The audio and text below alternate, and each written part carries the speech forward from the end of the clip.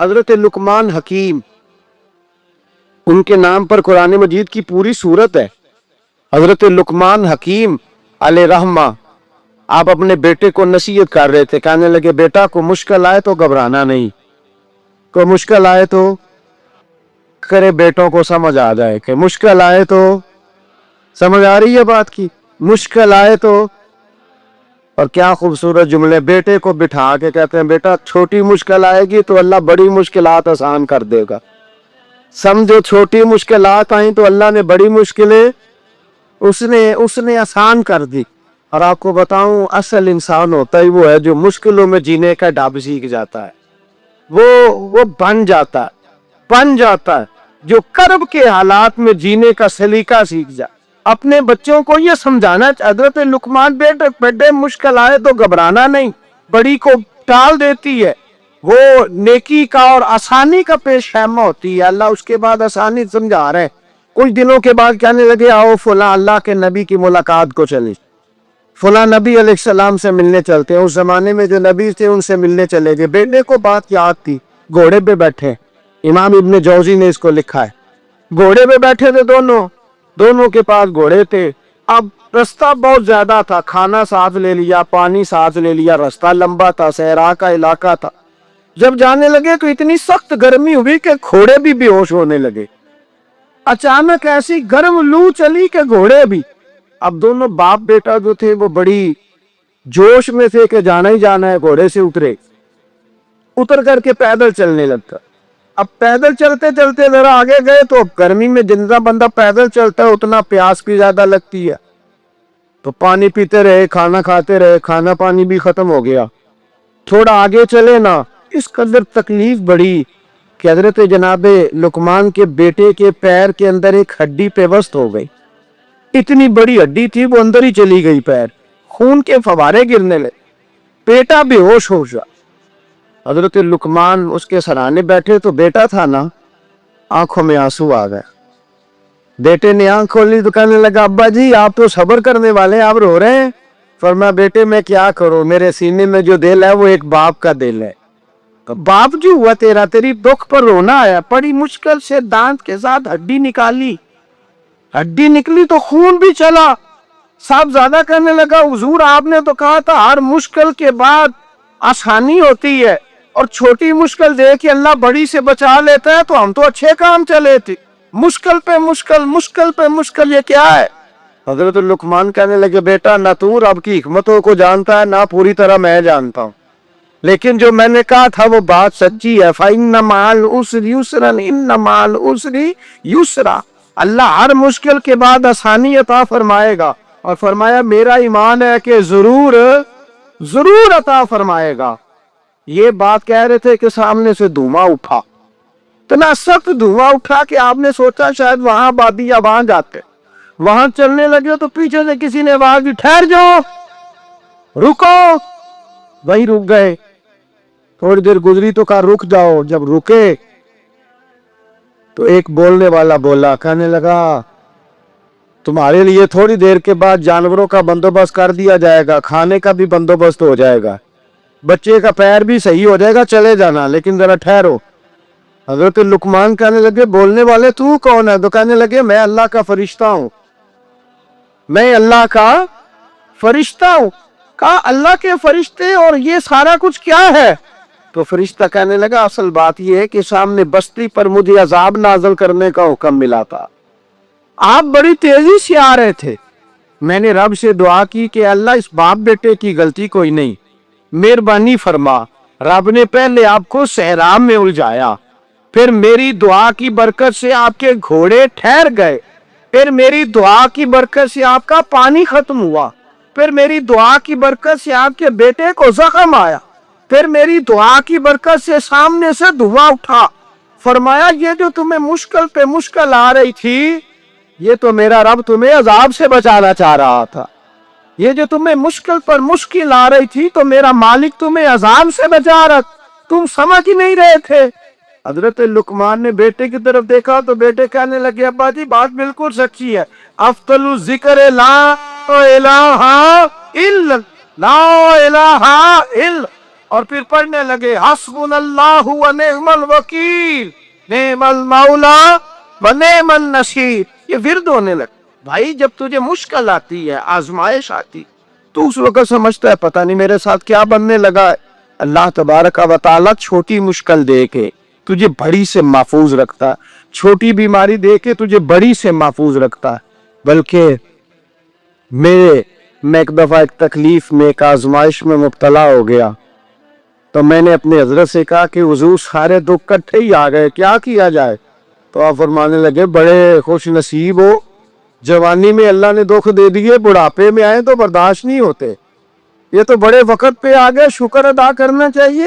اس زمانے میں برداشت نہیں ہوتے. اب آسانی ہے، ان کو برداشت کرو، ہمت کرو. میرے بھائی یاد رکھیں، آزمائشیں، تکلیفیں آپ کو پڑا کرنے کے لیے آتی. ہم آزمائش کو برا جانتے ہیں، دکھ کو برا جانتے ہیں. دکھ تو بڑے پیارے ہوتے ہیں، یہ رونے کا سلیقہ سکھاتے ہیں، یہ اللہ کو منانے کا طریقہ سکھاتے ہیں، یہ مسجد میں جانے کا. وہ جو سکھی بندہ ہے نا، سکھی، مجھے ایک صاحب کہنے لگے دو قسم کے لوگ مدینے سے آتے، مدینہ شریف پوچھنے لگے، کہنے لگے حضرت جی دو قسم کے بندے ہیں، کچھ واپس جاتے ہوئے تڑپ رہے ہیں، کچھ تصویریں کھینچ رہے ہیں رخصتی کے وقت، فرق کیا ہے؟ تو میں نے کہا وہ جو تصویریں کھینچ رہا ہے وہ امیر آدمی ہے، اسے پتا ہے کہ میں پھر ٹکٹ لے لوں گا، مہینے کے بعد پھر آ جاؤں گا. اور یہ مدینہ چھوڑتے ہوئے تڑپ رہا ہے، یہ کوئی غریب ہے، یہ کہہ رہا ہے پتہ نہیں دوبارہ موقع ملے کہ نہ ملے. یہ دکھی ہے، یہ آزمائش پہ. دکھی سکھی بندہ تو مکے جا کے نہیں روتا، وہاں بھی کھڑا ہے ڈٹ کے کھڑا. دکھی کوئی نہیں تو روئے کیسے؟ روئے کیسے؟ دکھی دی گل دکھی ہی جانے، دکھی دی گل. کیا خوبصورت لفظ ہے میاں صاحب کی، اور لفظوں میں حسن دیکھے. کہنے لگے دکھی دی گل اے دکھی ہی جانے تے سکھی نو کی خبراں تے یار جنہاں دے موت نے مارے روندے نہیں تک تک قبراں. یہ مشکل مرحلہ ہوتا ہے، جب انسان تکلیف پہ ہوتا ہے پھر اسے احساس ہوتا ہے، اور تکلیف والے کو ہی تکلیف والے کی تکلیف کا احساس ہوتا ہے. جب آپ کو اللہ مشکل دیتا ہے تو سمجھ لے رب آسانی دینا چاہ رہا. جب تیز دھوپ آتی ہے تو سمجھ لے اللہ گرم ہوا گزار کے ٹھنڈی بارش برسانا چاہ رہا. اور جب چاروں طرف سے گھٹن ہو، پنجابی میں کہتے ہیں گما لگ جائے، تو پھر سارے بول کے کہتے ہیں اب جو طوفان آئے گا وہ سخت ہی آئے گا. اس لیے کہ گھٹن جتنی زیادہ ہوتی ہے پھر فضل بھی اتنا. جن لوگوں نے تکلیفیں زیادہ سہی تھی رب نے عزتیں بھی زیادہ ہی عطا فرمائی. جن لوگوں نے تکلیفیں زیادہ سہی نا انہیں اللہ نے درجہ بھی. حضرت بلال حبشی نے بڑی تکلیف سہی، مارا کرتا تھا میاں، بڑا مارتے تھے، اتنا مارتے تھے کہ موٹے، آپ نے کبھی دیکھے ہیں دیہاتوں میں موٹے موٹے پائے ہوتے تھے، چار پائیوں کے موٹے موٹے بان کی چار پائیاں اور بڑی چار پائیاں کافر بچھا کے بیٹھ جاتے، اور حضرت بلال حبشی کے پیر ان کے نیچے رکھ دیتے، ہاتھ ان کے نیچے رکھتے، آگ لوہا گرم کر کے اس کے اوپر ننگے بدن لٹا دیتے. مکے نے بڑی آزمائشیں دیکھی، پر اسی مکے نے، مدینے نے عجیب رنگ دیکھا کہ میرے نبی معراج سے واپس آئے اور حضور نے عظمت دی. فرمایا بلال یار تیرا بڑا مقام ہے، تو مدینے میں چل رہا تھا اور میں جنت میں تیرے قدموں کی آواز سن رہا تھا. کتنا تیرا مقام ہے، کتنا تیرا درجہ، میں وہاں تیرے چلنے کی آواز سن رہا تھا. حضرت ابو بکر صدیق رضی اللہ تعالیٰ عنہ نے اس زمانے میں حضور کی نوکری کی جب دوسرا جانثار کوئی نہیں تھا. سارے لوگ تانے دیتے، کہتے ابو بکر تو اکیلا سیاںا ہے، سارا مکہ مخالفت کرتا ہے، تو جان ہی نہیں چھوڑتا. سارا زمانہ مخالفت کرتا. ابو بکر صدیق نے مال بھی دیا، جان بھی دی، شہزادی حضرت عائشہ بھی دی، حضور کی خدمت میں ہر چیز لٹا دی. دنیا کو پتا اس دن چلا جس دن میرے رسول پاک صلی اللہ علیہ وسلم مسجد نبی میں بیٹھے تھے، درجنوں صحابہ تھے. حضور نے فرمایا ابو دردہ کو تو بلاؤ. جناب ابو دردہ حاضر ہوئے تو کہتے ہیں حضور کا چہرہ دیکھا تو ناراضگی ہے چہرے پہ. میں نے دیکھتے ہی کہا حضور آپ مجھ سے ناراض ہیں؟ حضور نے فرمایا ہاں میں ناراض ہوں. جب یہ لفظ کہے تو میں کانپنے لگا، حضور ناراض ہو گئے؟ میں نے کہا یا رسول اللہ میری غلطی. تو نبی پاک نے فرمایا تو میرے ابو بکر کی عظمت نہیں جانتا؟ हुजूर जानता हूँ, हुजूर क्या हुआ? नबी पाक ने फरमाया कल तू गली में गुजर रहा था, अबू बकर भी गुजर रहा था, तूने सोचा ही नहीं तू मेरे अबू बकर के आगे आगे चल रहा था? ये ख्याल ही नहीं आया, तुझे पता नहीं कि जिसने मेरे साथ नेकी की मैंने बदला चुका दिया है। अबू बकर का बाजू थाम के अल्लाह की बारगाह में ले जाऊंगा, मेरा रब ही उसे बदले अता फरमाएगा। ये अजमत, ये शान, ये बुलंदी और रिफत मुश्किलात से गुजरने के बाद मिली। मेरे नबी पाक सल्लल्लाहु ताला अलैहि वसल्लम के साथ मौला कायनात शेर खुदा हजरत अली ने 9 साल की उम्र से वफा शुरू की और तादम आखिरी हजरत अली ने वफा की मुस्तफा से। कठिन मराहल से गुजरे, कठिन मराहल से। हजरत अली कहते हैं मैं हर जंग में, हर जिहाद में साथ था, पर जिस दिन मक्के और मदीने से आने वालों को हुजूर भाई भाई बना रहे थे, मुहाजिर और अंसार को भाई भाई बना रहे थे, फरमाते मैं तन्हा खड़ा था, कोई किसी का भाई बन गया, कोई किसी का भाई बन गया, मैं अकेला खड़ा था और मैं सोच रहा था कि यार मैं किधर जाऊं। कहते हैं मैं इस हद तक आया कि मेरे आंसू बहने लगे, लेकिन मेरी मुश्किलात को आसानी तब मिली जब मदीने के चांद धीरे से उठे, मेरे करीब आए, मेरा बाजू थामा और फरमाया अली बाकी सारे भाई भाई बन गए हैं, अंता अखी फिद दुनिया वल आखिरा, तू मेरा भाई है, दुनिया में भी मेरा भाई है, कयामत के दिन भी मेरा भाई है। हुजूर ने एजाज दिया और गदीर खुम के मौके पर हजरत अली का बाजू थाम के खड़ा करके हुजूर ने फरमाया मन कुन्तु मौला हो फाज अलीयुल मौला, फरमाया जिसका मैं मौला हूँ उसके अली भी मौला है। महबूब पाक सैयद आलम सल्लल्लाहु अलैहि वसल्लम ने जिन लोगों ने मुश्किलात बर्दाश्त की फिर उनको एजाज मिला, उनको दर्जे मिले, उनके लिए जो आसानी। हजरत उस्मान गनी ने सियाबा में सबसे ज्यादा मजलूमियत काटी, सबसे ज्यादा मजलूमियत। 40 दिन पानी बंद रहा, खाना बंद रहा, तकलीफ और आजमाइश का वक्त हुआ। इमाम जलालुद्दीन सुयूती रहमतुल्लाह ताला अलैह अल-हवील फतावा में लिखते हैं, कहते हैं जब हजरत उस्मान गनी पर खाना और पानी बंद था, एक शाम हजरत अब्दुल्ला बिन सलाम मिलने गए। उस शाम, उस सुबह जिस शाम हजरत सैयदना उस्मान गनी शहीद हुए, जनाब अब्दुल्ला इब्न सलाम कहने लगे उस्मान तेरा क्या हाल है, किस पोजीशन में है? तो कहते हैं जनाब उस्मान गनी कहने लगे अब्दुल्ला आज ने बड़ा सुख में हुए। कहा 40 दिन बीत गए, खाना नहीं आया, पानी नहीं आया, तो आज को सुखी हो? फरमाने लगे आज मदीने की सामने वाली गली में मैंने मुस्तफा का दीदार किया और नबी पाक सल्लल्लाहु अलैहि वसल्लम ने फरमाया उस्मान अगर तू कहे तो तेरे लिए पानी का बंदोबस्त कर दिया जाए, तेरी मुश्किल आसान हो जाए, और अगर तू कहे तो तेरे लिए वो आसानी की जाए, वो आसानी की जाए कि आज तू मेरे पास आके रोजा इफ्तार कर ले। तो हजरत उस्मान गनी कहने लगे मैंने मुस्तफा से अर्ज किया हुजूर मुझे यहाँ का सुख नहीं चाहिए, मुझे वो आसानी चाहिए जो आपके पास इफ्तार से मिलेगी। फरमाने लगे आज मैं रुखसत हो जाऊंगा, इफ्तार रसूलुल्लाह के पास करूंगा। हजरत अब्दुल्ला इब्न सलाम फरमाते फिर उस शाम हजरत उस्मान शहीद हो गए। लोग कहने लगे उस्मान शहीद हो गए, और मैं कहने लगा नहीं, उन्होंने जाके नबी पाक के दस्तरखान पे रोजा इफ्तार कर लिया। रोजा इफ्तार यही फिर बाद में जो आसानी मिली इन लोगों, जो इन लोगों को दराजात नसीब हो। कठिन हजरत अब्दुल्ला मुज़नी हुजूर के गुलाम थे, कबीला मुज़न के रहने वाले, वालिद फौत हो गए, चचा ने पाला था, इस्लाम कबूल कर लिया, चचा इस्लाम का कुछ शुगर की पट्टी भी बांध नहीं था। हजरत अय्यूब 18 साल बीमार रहे, ज़ौजा कहने लगी दुआ कर लो, दुआ फरमाने लगे बीबी से कि सेहत कितनी देर रही? उसने कहा 60 साल। तो आप फरमाने लगे जरा बीमारी को भी 60 साल गुजर लेने दो फिर दुआ भी कर लेगी। ये दुआ की, अल्लाह ये लफ्ज कहे, अल्लाह ने सेहत दे दी है, तंदुरुस्ती आ गई। एक दिन घर में बैठे बैठे ज़ौजा कहने लगी कि अय्यूब ये बताओ दुख अच्छे के सुख? आप फरमाने लगे सारे दिन ही अल्लाह के हैं पर दुख बड़े अच्छे थे। मुझसे पूछो तो दुख बड़े अच्छे थे। का किस तरह?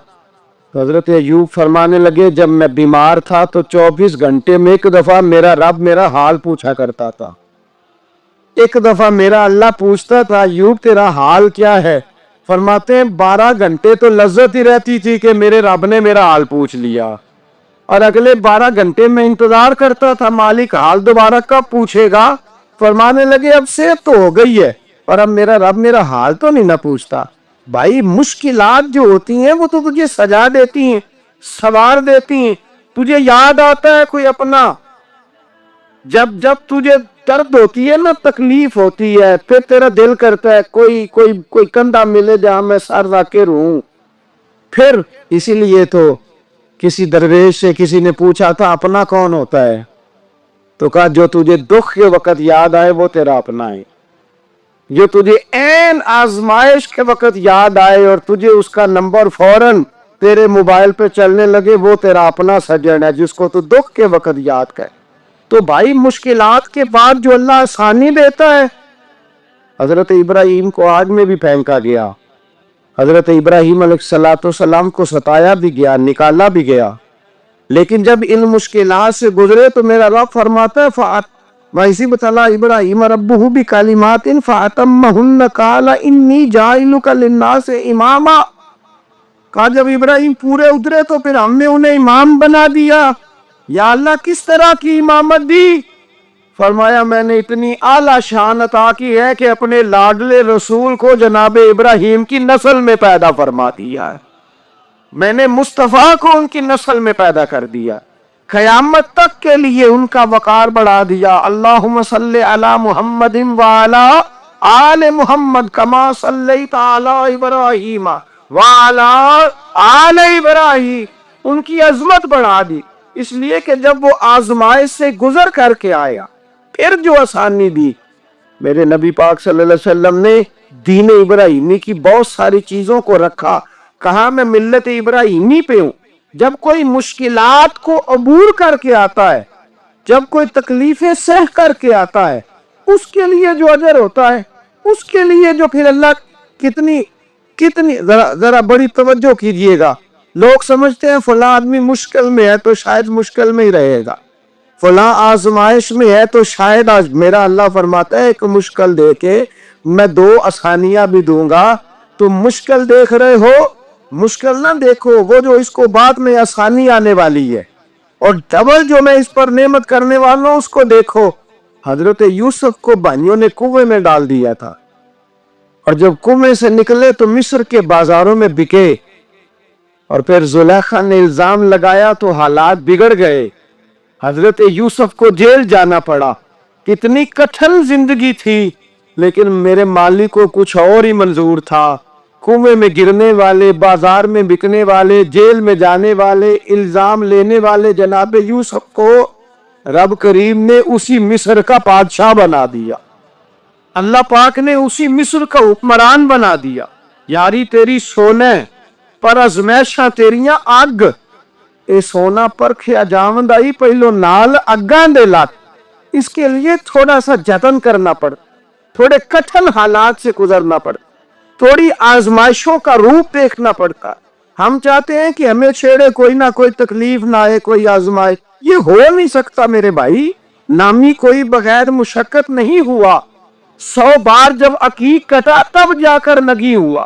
ہم چاہتے ہیں کہ ہمیں کچھ بھی دقت نہ آئے, مشکلات نہ آئے, اور مشکلات تو انسان کو سنوارتی ہیں بھائی, وہ تو نکھارتی ہیں. کبھی پوچھا کرو جا کر کے کسی گندم کے دانے سے کہ تو کہاں سے ہو کے آیا ہے, کہاں سے نکل کے آیا ہے, تو وہ بتلائے گا کہ بڑے مشکل مراحل سے گزرا ہوں, اور پھر اللہ نے مجھے طاقت دی ہے کہ میں انسان کے وجود کا حصہ بناؤں. تو بھائی کٹھن مراحل, آزمائشیں, تکلیفیں, یہ انسان کو بڑا انسان بنا دیتی, یہ اس کے لیے ترقیوں کا پیش خیمہ ہوتی. ہمارے جمال پریشان ہو جاتے ہیں. عورتیں خاص کر کے اس بات پہ توجہ کریں, وہ بڑی جلدی غم لے جاتی ہیں. وہ کہتی ہیں جانے میرا کچھ ہوگا ہی نہیں, جانے میرا کچھ ہو ہی نہیں سکتا. میرے بھائی درجنوں اور بیسیوں لوگ ایسے ہیں جن کی اولادیں نہیں تھی, لیکن نام ان کا ان سے بھی زیادہ ہے جو بڑے بڑے صاحب اولاد. حضرت خواجہ معین الدین اجمیری کو جانتے ہیں آپ لوگ؟ جو جانتے ہیں وہ بولے جانتے ہیں جی. لو جی کافی سارے جانتے ہیں, تھوڑے جی رہ گئے مگر جانتے ہیں نا خواجہ صاحب کو. ان کے کسی بیٹے کو جانتے ہوں؟ نہیں جانتے, نہیں جانتی, نہیں جانتے آپ ان کے بیٹے کو. حضرت خواجہ معین الدین اجمیری رحمۃ اللہ تعالی علیہ کے بیٹے کو نہیں جانتے، لیکن ویسے آپ ہندوستان میں کسی آدمی کو چھیڑ کے دیکھیں وہ کہے گا میں خواجہ صاحب کا روحانی بیٹا ہوں، میں اولاد حضرت غوث اعظم رضی اللہ تعالیٰ عنہ کی اولاد کو کم لوگ جانتے، لیکن آپ ویسے کسی کو پوچھ کے دیکھیں 11ویں والا پیر کون ہوتا ہے، ہر آدمی ہاتھ اٹھا کے بتائے گا خدا کے فضل سے ہم پر ہے سایہ غوث اعظم کا، ہمیں دونوں جہاں میں ہے سہارا غوث سے، لوگ جھوم کے بتلائیں۔ میرے بھائی یہاں لوگ پریشان ہو جاتے ہیں کہ اولاد ہوگی تو یہ ہوگا، فلاں ہوگا تو یہ ہوگا، بھائی ایسی کوئی بات نہیں، میرے پاس پیسے ہوتے تو میرا ابا بیماری سے فوت نہ ہوتا، جو مالدار ہوتے ہیں تو کیا وہ بچ جاتے ہیں؟ حضرت اسرائیل انہیں چھوڑ جاتے ہیں؟ او خدا کے بندے تو کیسی بات کر رہا ہے؟ یاد رکھ یہ جو آزمائشیں ہوتی ہیں، یہ جو تکلیفیں ہوتی ہیں، یہ جو تھوڑے سے مشکل حالات ہوتے ہیں، حضرت یونس علیہ السلام کی دوستی ہوگی حضرت جبریل امین سے، جناب جبریل ملنے آئے، حضرت یونس علیہ السلام فرمانے لگے جبریل میرا دل کرتا ہے مجھے اس بندے کی ملاقات کرا جو اللہ کا سب سے زیادہ عبادت گزار بندہ ہے۔ حضرت جبریل امین لے گئے دور دور فلسطین کے علاقے میں، اور لے جا کر ایک بندے سے ملاقات کرائی جس کی دونوں آنکھیں بھی کوئی نہیں تھی، دونوں بازو بھی کوئی نہیں، دونوں پیر بھی کوئی نہیں، اور اس بندے کی زبان پر لفظ بڑا کیا جاری تھے، یا اللہ تیرا شکر ہے، یا اللہ تیرا، بول کے کہیے یا اللہ تیرا، اے اللہ تیرا شکر ہے، شکر شکر کرنا تھا۔ حضرت جناب سیدنا یونس علیہ السلام کہنے لگے میں نے تجھے عبادت گزار کو ملانے کو کہا تھا، تو کہاں لے آیا؟ تو حضرت جبریل کہنے لگے یا یونس یہ ہر چیز جاننے کے باوجود اپنے رب کی رضا پہ راضی ہے، اس وقت دنیا میں نبیوں کے بعد جس سے اللہ سب سے زیادہ پیار کر رہا ہے وہ یہی بندہ ہے، یہ اپنے رب کی رضا پہ راضی ہے۔ اے تن میرا کنگھی ہووے تے میں زلف سجن دی باواں، تے پوش میرے دی جتی بن جائے تے میں یار دی قدمی آواں، مارو مارو مینو مار مکاؤ کوئی عذر نہ پیش لے آواں، تے جے سونا ہی میرے دکھ وچ راضی، جے سونا ہی میرے دکھ وچ راضی، جے سونا ہی میرے دکھ وچ راضی، تے میں سکھ نو چلے ڈاواں، مالک ہی جب اس حال میں راضی ہے تو بس ٹھیک ہو گیا، ٹھیک ہو گیا، وصل اچھا ہے نہ فراق اچھا ہے، بس جس حال میں محبوب رکھے وہی حال اچھا ہے، بس جس حال میں انہوں نے رکھا بات ٹھیک ہو گئی۔ اس میں اب انسان شکوا کرتے پھرے کہ یہ کس طرح ہے وہ کس، اپنے آپ کو مطمئن رکھا ہے، مشکل کے بعد جو آسانی